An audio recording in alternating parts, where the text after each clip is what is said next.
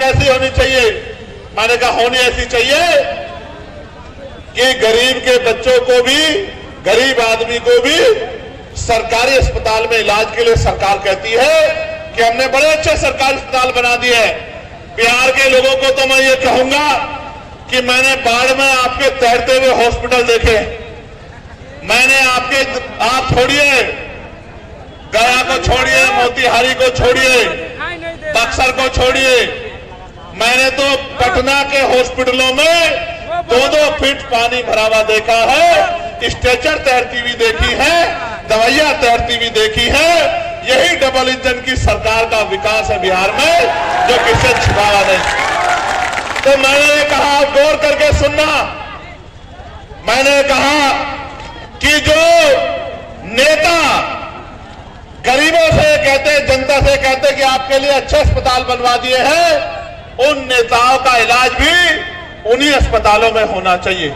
नेताओं का इलाज तो प्राइवेट हॉस्पिटल में होता है, विदेशों में जाके होता है, फोर्टिज में होता है, मैक्स में होता है, और गरीबों का इलाज सरकारी अस्पताल में होता है, जहां डॉक्टर नहीं है, जहां दवाई नहीं है। डॉक्टर के पास जाओगे तो ऐसा व्यवहार करेगा। सब डॉक्टर तो बुरे नहीं है, लेकिन बहुत सारे डॉक्टर ऐसा व्यवहार करते हैं कि ये गरीब जबरदस्ती उनके अस्पताल में घुस गए। दवाई नहीं मिलेगी, कोई मशीन नहीं है, एक्सरा, ईसीजी, एमआरआई, कोई मशीन नहीं है, बाहर से टेस्ट कराओ, जेब काटने का काम होगा। तो मैंने ये कहा कि प्रधानमंत्री हो, राष्ट्रपति हो, केंद्रीय सचिव हो, प्रमुख सचिव हो केंद्र के, या मुख्य सचिव हो, या डीएम हो, एसएसपी हो, या मुख्यमंत्री हो, या मंत्री हो केंद्र के, स्टेट के, विधायक हो, सांसद हो, सबका इलाज और उनके बच्चों का इलाज सरकारी अस्पताल में होना चाहिए। जब उनका इलाज सरकारी अस्पताल में होगा तो आप देखना, डॉक्टर भी होंगे, दवाई भी होगी, टेस्ट भी होंगे, और गरीबों की जेब भी कटनी बंद हो जाएगी। ये बात मैंने पार्लियामेंट में रखी। सम्मानित साथियों, मैं लगातार बिहार को संघर्ष करते देख रहा, बहुत सारी समस्याएं मेरे सामने रखी हैं।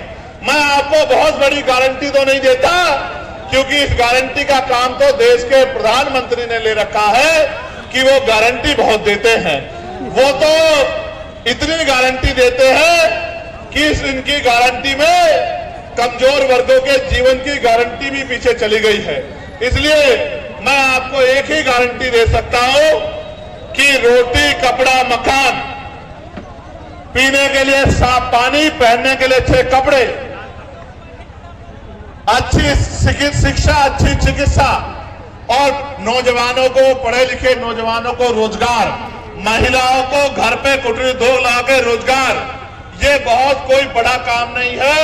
मैं आपको गारंटी देता हूं, आने वाले समय में आप आजाद समाज पार्टी को अवसर देना।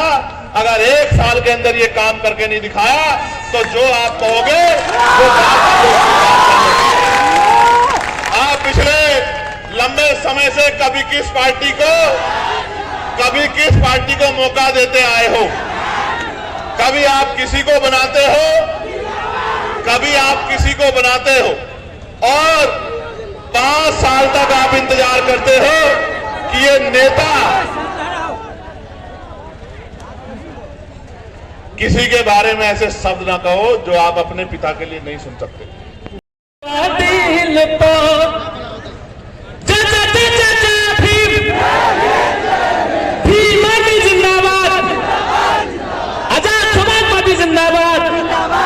चंद्रशेखर भैया जिंदाबाद।